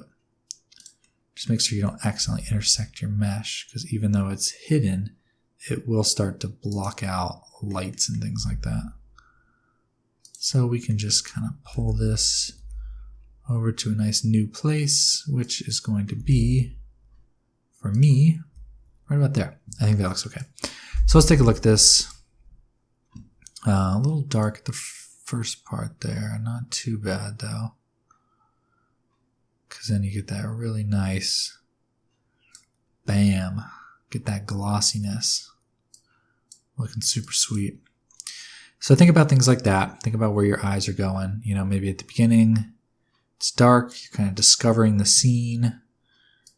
And the red quickly becomes kind of in your main view. And then you see that shininess. And then coming out of the bottom, you've got the name right there, Fine Blend. And in this scene, I will do a little bit of depth of field just to make things pop a little bit more. The way I'm going to do that is, and let's just to add a little bit of more 3D-ness to this, let's add just a small amount of camera animation. So let's have it end. Now, when I'm working with linear animation, I'm not too worried about inserting all the keyframes. So let's just insert keyframes and insert keyframes, because I don't need to mess with the curves. It's just linear. So we're just gonna put the camera about where we like it, and then maybe over here, Shift tilde. We're just gonna kind of look down ever so slightly, not getting too close over there. Insert keyframes, and now T and set that to linear. And now let's see. So now the camera's moving a little bit, and that'll just add, an extra very little bit of depth. You can see if we zoom out here, this is how much the camera's moving. Very slightly. And just the differences between the movement of the camera and the depth and the way those wine bottles are moving, it's just going to add a very slight little bit of motion, which you might think you don't notice, but your brain will really put the picture together when it sees slight things like that. Your brain is very good at calculating depth. So, having something like that is just a little bit of extra candy for your brain. Now, I'm not liking how high up this bottle is. Maybe this comes down just a little bit. And now I can do this in this here. So this is, boop, boop, boop, that's the rotation. Here's the location. I want it to end more like that, which means it starts. So that one's coming down now. I don't want it to start so high. I'm just gonna, got the wrong one. GY, something like that. That's looking cool. It's a little bit faster, I think, than the one I did, but you guys get the point. You can play with that. I encourage you to do so. Play with that longer. Get the shot exactly how you like it, and then you can move on to rendering it and the next parts, of course. And this is all a little bit too far over if I'm going to cut that off. So maybe the camera starts off right there. Replace keyframes. Ends right there. Mess with these shots too much, you're going to mess up the hard work you did. Okay. I think that's looking dandy. A little bit extra motion compared to the last one, but I think we're in good shape. So we're going to call it with that. Oh yeah, I did want to do a little bit of depth of field. So the fastest way to do that, I think, is going to be to, let's just add in an empty, which is going to go to my cursor, which is in a fine place. Doesn't matter too much. For focuses, that's what I'm doing. I'm adding an empty. That's going to be my focus. I like to use spheres. It's weird. I have just these, like, for certain things, I always use the same shape empty. I guess that's not a bad idea because then you can remember. So that empty I like to name focus. And then I will click on the camera.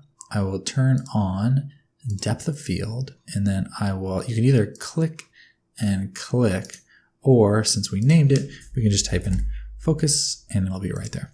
So now the camera is focused on this. And since we have limits turned on, viewport display limits, we can see this big yellow plus sign is kind of where the focus is. So you can see that moves as we move the empty.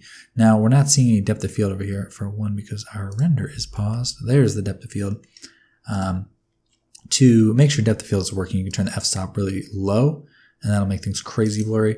Now for this shot, if you want to do something like that, you can, but with great power comes great responsibility. Don't overdo depth of field. That was another early tutorial I did. That's how to use depth of field. Depth of field is great though. I mean, for something like this to really make that front bottle pop, depth of field is going to be great. Now with the longer focal length like we have, this f-stop needs to come up really high. I don't know a ton about like f-stop and stuff in the real world of photography, but I know for me, for this scene, the f-stop needs to be pretty high to keep the, oh gosh, what is going on? Oh, I didn't even realize my hand was like literally locked on the shift key. I was like, what is going on? So the f-stop needs to be pretty high. We just want, we want this to be blurry, but not so blurry that we can't read, the label, for example. So we could maybe even turn that up a little bit more, something like that. Now you may need to animate the empty depending on, if you really want to, you could shift the focus. Maybe at the start, it's, your focus is way down on the back bottle or something. But I think for me, I want to just kind of stay on this main label. So let's just find where that is here. And yeah, just kind of on the surface of the label. It's about where I want to be looking, maybe right there. And then similarly, since we're doing linear animation, I'll just insert all those keyframes. And then down here on 150, I think that's still in a perfectly fine place. But maybe, you could have it jump down to that one or something. We'll do that in the next shot. I think a little bit more depth of field as we pan across that shot. So inserting keyframes there just so that our empty, and let's press T up here to set that to linear, just so that our empty moves with everything. So the empty has a little bit of movement. Our focus shifts slightly. Could be interesting. We'll see. But that is about it for the second shot. Don't think I'm missing anything there. Oh, there was a little cube, which I could show you real quick. You could set that up. I'll press Control S to save. You could set that up just as another, sometimes I'll do this, just press Shift T X, just kind of set up another scene right here off to the side. And you can render them all together. I'm just going to eyeball this down into the place. GZ, put that right about there. Maybe add a slight bit of bevel to it. Bevel, that's way more than a slight bit. Something like that. And then segments. Good, RZ. And then let's just press, let's do Shift D. Now I can automatically have a empty setup with the focus if I copy both these together. So let's press Shift D, X, and slide this over. And then I will, since I press Shift D, it should not have carried over the animation data. So X, delete keyframes. And yes, that one still has the keyframes. The empty, also let's delete the keyframes. So now we have this kind of second shot over here. So you would want to render this out, and then you could like switch your camera. Now be careful with this. If you have if you've been very cautious with your reflections, obviously having an entire another scene over here, that could be reflected, but not gonna lie, this is something I do often to just keep my files a little more organized, keep things tight, is just set up literally like another scene right next to it. And you could do this whole scene thing. I guess that's probably the way to do it, but this is just another way to go about things. So I want this to be focused right there on the corner of the cube. And then for this shot, let's do Control 0. Obviously it's way too dark over here. So let's just bring over some lights, Shift D, X, a little bit of light on the top. Let's go ahead and copy this. This should totally just be another scene, so I don't have to do this. But whatever, Derek, you made the decision. Also, this is too big. Now I have to move this down. Too big in relation to the backdrop. Move this out. Let's get this camera in place. Now for this one, I will just render as the third. I didn't want this to be a whole thing. You could have it be a whole shot if you want, but let's just do the 1920 divided by 3, which will give us 640. And then I'm just going to zoom in and just kind of create, oh geez, we got our clipping going on there. Let's pull the clip all the way in so we can get real close. And then let's be design snobs here. Let's turn on our center, or let's do our thirds, and let's have this camera start here on that point, because Man, we are so snarky designers. It's a statement on the rule of thirds, you know. It's a statement on modern design and what's important. I should have inserted rotation keyframes too. Let's keep this exciting. Insert keyframes, and then let's come over here and then have an end at the other third point because we're so smart and cool. Insert keyframes. Now I want this to feel like it's a little further away. I probably should have done this first, but maybe let's like crank that focal length up to really high, almost orthographic looking. Shift tilde. Now I want to see a little bit of the cube in the background, so let's kind of like maybe something like that. This is just a detail shot, just kind of like, it's trendy, you know. It's just something people do where they've got these kind of like moody shots off to the side. Honestly, I like it a lot. I mean, it looks pretty cool. So it's trendy and we like it. And our client will like it too, right? So this is how I set up a shot like that. Just linear, A-T, linear. Set it to linear. And then boom, we just kind of got this cool little cube shot. Pretty hot on top, pretty light on the sides. If you wanted to, you could add your reflector, would probably be a good way to kind of brighten up that right side a little bit. Get a little tritone action going there. Some nice grays. The focal length, we want to get that focus right there on the edge. Something like that. If you really wanted to do that quicker, you could press tab, go in edit mode, shift S, cursor to selected, and then shift S, selection to cursor. And now it's focused right on the edge there. And it's beautiful. Now, I think this would have to... So when we're in really close there, we can see the segmentation. So let's shade that smooth and maybe even make it a little bit tighter. Never mind. Let's see. Where's our depth of field? So why is this not... We need to pull that up even higher. You can't even see it. Am I focused on the right corner here? You know what? This might not have pulled the right focus. Focus 001. Sure. Super out of focus. Maybe it's because I used the 120. Maybe we're too close there. Like this edge should be in focus. Oh wait, it is in focus. It just doesn't look like it is because it's soft. Wait, is that right? Shade flat. Okay, yeah, it is. Because if we shade that flat, we can see that we can see the edges there. All right, let's make this bevel a little bit smaller so that it's tighter and we can see that. Okay, now the depth of field is a little easier to see. Troubleshooting. It's a lot of what Blender is. So now we can pull this way more down to something like that. Now we've got this really cool detail shot where we can see that sharp edge, but everything else is out of focus. Nice moody vignette. You could even animate the focus, like moving down that edge or something. That'd be pretty cool. I'm not going to do it. Homework, figure out how to move the focus down the edge. So then you can render that shot out separately and use it in your animation just as a nice little brand of detail. Something that you can't do with stock footage, is make the, where are you going to find that?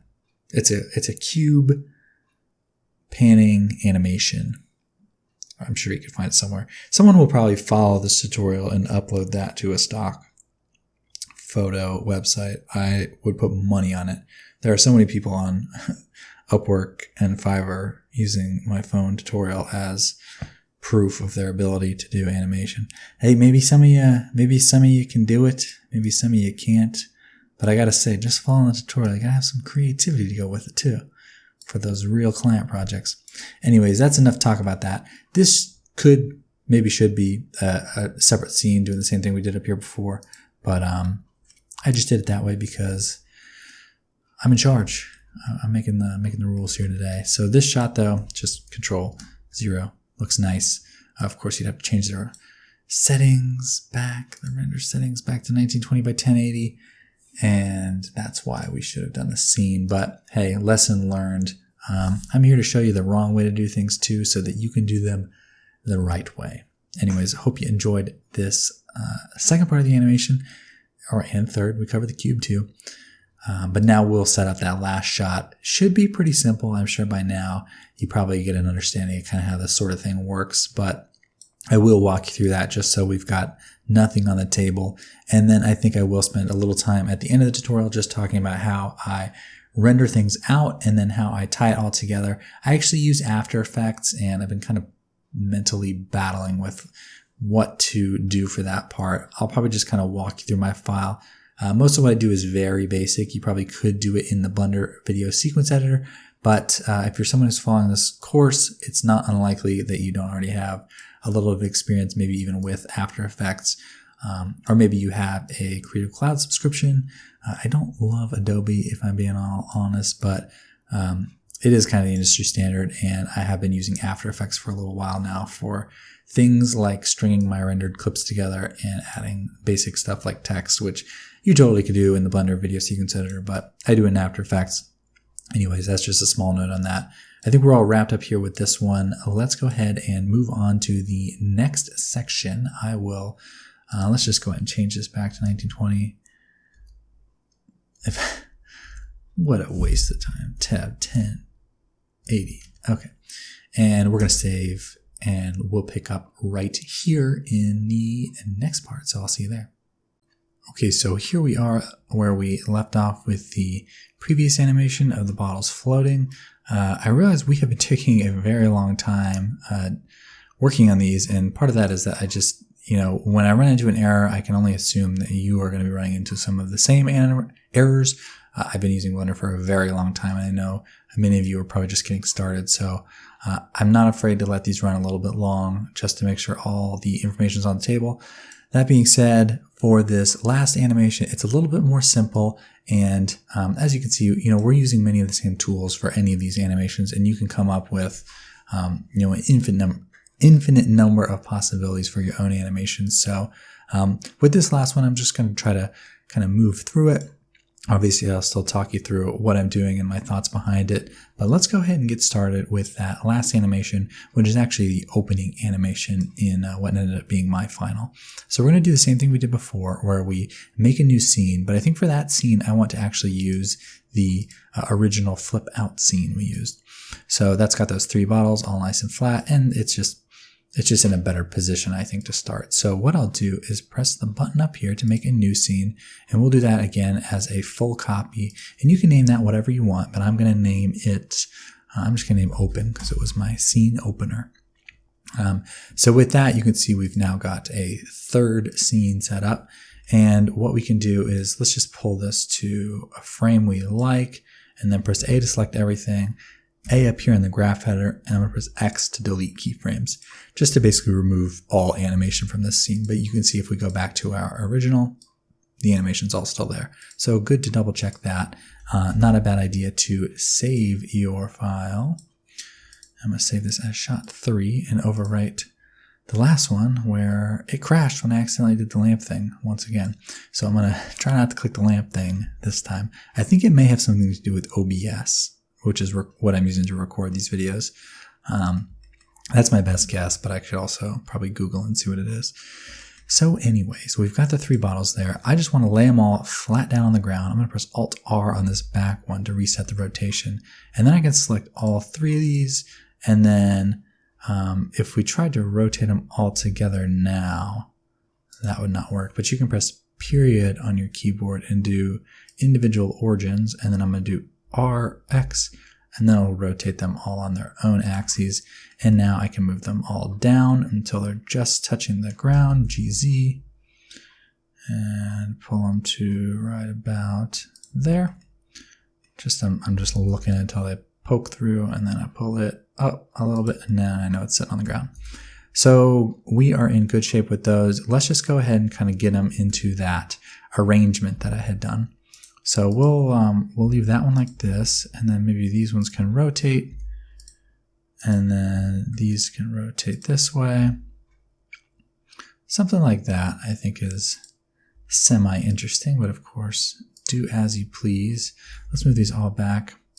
And then I just need to set up kind of that ledge. So this shot is a little bit more simple. We can actually use one of these cubes. Let's delete the other one. We can use this cube to create the ledge. So let's just press Alt-R to reset that rotation, and then maybe move this over. And then I'm just going to start dragging this shape out. So GY, GZ, and I'm just kind of trying to create sort of like a cliff. You know, it's almost like this story here is like the cube is like, it's higher than the bottles. It's peering down on them. It has yet to be deleted. It's standing tall and proud. So yeah, that'll be sort of basically what I'm going for. And then we might as well go ahead and let's just snap our cursor to selected on that face, Shift A, Mesh, Cube.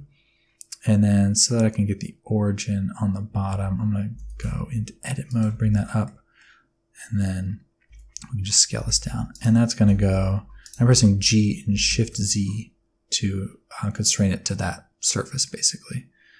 So something like that, I think, is sort of what I went for. The next thing we want to do is let's go ahead and get this camera set up into the orientation we like. And that's really all we're going to animate as well. Of course, you could move these bottles around as much as you please, but for me, I'm just going to really just animate the camera moving. So let's get this into a nice position we like. Now, I do think that just so that I could have it seem a little more like spying, prying, I wanted to use a longer focal length so it looked like you were really looking, you know, like down this cliff or something at the bottles. So now what I'll do over here where I'm looking through the camera, I'm going to press Shift tilde, and that will allow me to enter a sort of a fly mode. And then you can control that almost like you would if you're playing like a first-person shooter game or something like that with W, A, S, and D.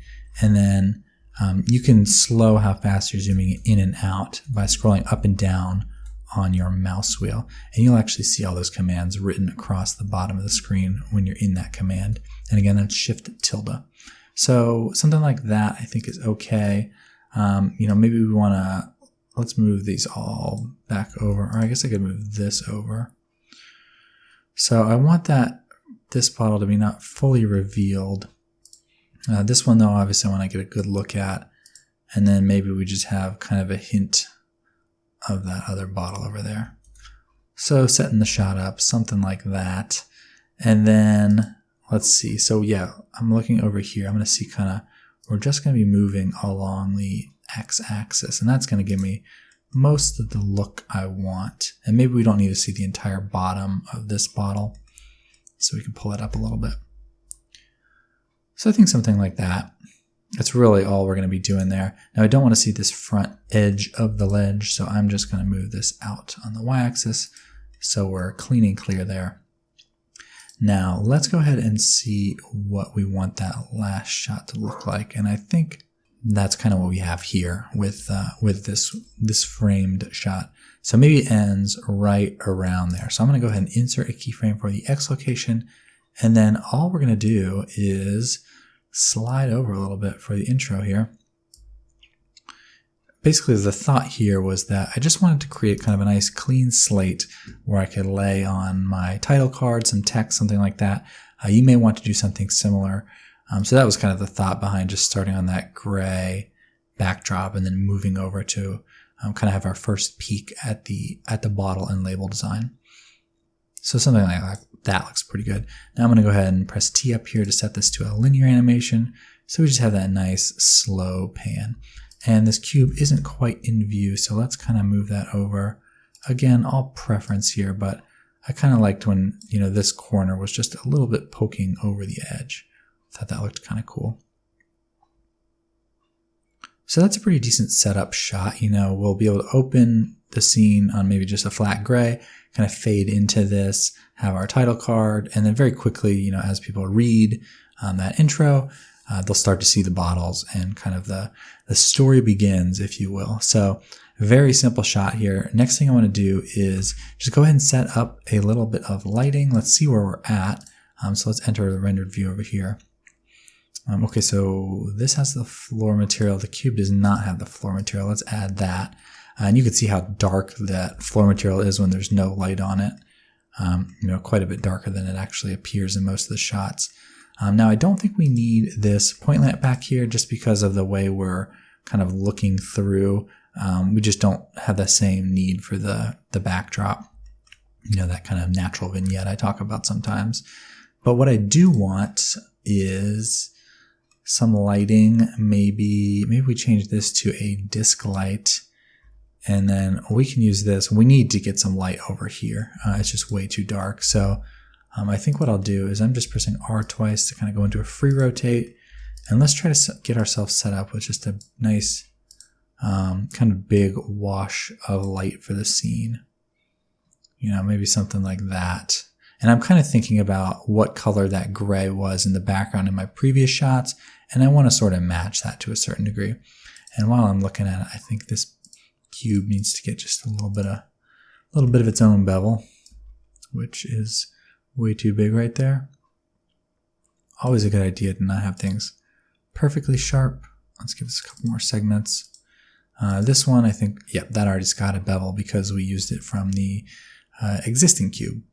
So we've got a nice big wash of light here from this lamp. It's giving us a little bit of light on the bottom, giving the cube some light. And then this lamp here, let's press Alt-R to point that downwards, reset the rotation. And I'm just going to use that to get my, kind of my classic highlight that I've been going for on that left side. So let's try just sort of moving this around until we get it right about where we want it. Honestly, I think something like that is looking pretty dandy. Let's see if we can maybe turn down the power a little bit. Our label's getting a little bit too washed out. And maybe we could even adjust the label color slightly if we wanted to. Bring the specular down maybe a little bit for this shot, just so that shows a little better. Maybe we could even boost the contrast. Or maybe we just need less light. Maybe this just needs to be smaller. It's always a game moving things around. I think that label looks okay. Let's see if we did add a little bit of brightness contrast.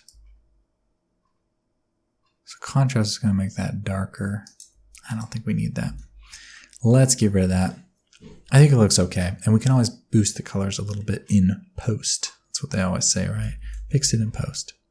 Post, by the way, is like a short term for post-production, where people are tasked with fixing your lazy mistakes. So this is looking cool. A little bit dark up here, though. I want this gray to be a pretty flat color. And the way I'm going to kind of introduce some light there is with my reflector. So let's just move our reflector into place. And you can see, if we hide that, we don't have any light there, but Alt-H to unhide it. Now it's basically just, it's probably getting, also from the scene, but from this light here, it's kind of hitting that white, and we're getting just a nice little bit of bounce lighting. And even though we've got this ugly black part here, we won't see that in the actual animation. So let's just kind of pan across, see what we got. And I'd say we're looking pretty good, to be honest. So the last little detail here, we also did this in the previous animation, was just to add a little bit of depth of field. So I'm going to Shift S, snap my cursor there, and then add an empty, we'll call that a sphere, and then we'll just bring the size down. Now I think if I found out in that other one, if I rename this focus, I think that will, okay, so it actually took the focus 002 name. So it kept the other ones the same names, which is fine. Doesn't really matter what those are called, as long as I can find them when I go over here, turn on depth of field, and set the focus object. So now you can see as we move this around, if we move it down here, the wine's going to be in focus, and we move it up here, the cube's going to be in focus. So I want this to start off kind of with that cube in focus. So we'll just kind of put it right around there, something like that. And that's at the beginning. We want it right there. So let's go ahead and insert keyframes for the location. Again, since I'm doing a linear animation, I don't need to worry too much about having too many extra keyframes. And then down here at the end, we're going to have it be here. And we actually want that to happen probably sooner. So let's go ahead and set the keyframe. So we'll have our focus right around there, insert keyframes. but I don't want that transition to be happening the whole time. I kind of want it to be on the cube and then on those. So I want that to happen relatively quickly. So let's maybe it stays. So I could just drag this over, which would mean it basically is gonna, before that there's no keyframe, so it's just gonna be using that keyframe. So it stays there, and then kind of as soon as those bottles start to come into view is when I want it to shift down, so maybe a little bit sooner. Let's drag this over. And then by right about then, I want that focus to be all the way down there, so I'm gonna move those keyframes back. So now we've got this where it's focused on the cube, and then quickly moves down to that. The cube becomes out of focus, and maybe that's a little bit overdone with the focus. Let's turn our f-stop up maybe quite a bit too. It's never a good idea to have things like crazy blurred unless they're just like insanely close, but if they're that close, you should probably just remove them from the shot. So something like this, you can still see a semblance of that cube, but it's not nearly as in focus as it was before. So I'm liking this shot. Maybe we there we go. Try to get a little bit more light on that side there. I think that's pretty good. Something like that. Okay, so I'm liking the way that looks. I think that's really about it for this animation. I think we went through that quite a bit faster. Of course, play with the cropping of things. We probably would want some of these labels maybe spun around so that we can get some little Dirk details there, things like that. But make the adjustments as you please and just get it to a nice kind of composition that helps with whatever you're working on. I assume it's a wine bottle, but I'm sure people are going to be doing other things. It'd be cool to see some other types of bottles, whatever type of bottle you want to make a render of, or you don't even have to do a bottle. You could use all these techniques to make a cell phone animation. And I would never have the heart to tell you that I have a tutorial on that. But it is outdated, so there's probably some good new information in this that you could apply to whatever type of animation you want. But we're going to wrap that up for this animation. What I'll do next is just go over maybe a few details of how you would get this set up to actually render. We can loosely touch on some rendering settings, but I just want to show you how we render out to frames and then how I would import those into a software like After Effects, for example. So at any point at the end of, once you decide you're done animating a section, it's just time to go ahead and render it. So the way we would render that is we'd set things up just the way we did before, use some of the denoising options like we covered before. Set this to something reasonable. And again, this depends on your computer, or maybe you're rendering in the cloud. I actually usually render in the cloud on a service called Render Street. I'm not affiliated with them at all. I do have an affiliate link, which I'll somehow try to include. I want to do a whole video on, why I think that paying for a cloud service is worth it, but I don't want to say the name Render Street too much because I'm not sponsored by them or anything. I just, at one point, was looking for a cloud rendering service, and they just work. It's just been good. The support's been decent, so I haven't really tried anything else, if I'm being honest. But for me, rendering something like this, I might set the samples up to 500 or so if I don't need it right away, maybe up to like 900.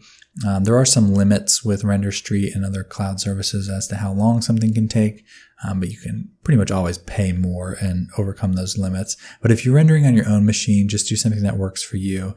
A lot of times people ask me like, this is really taking a long time to render. Animation rendering is no joke, especially if you're rendering with cycles. Some of these frames could take several minutes to render, maybe even 15-20 minutes depending on your computer and how you have the sampling set.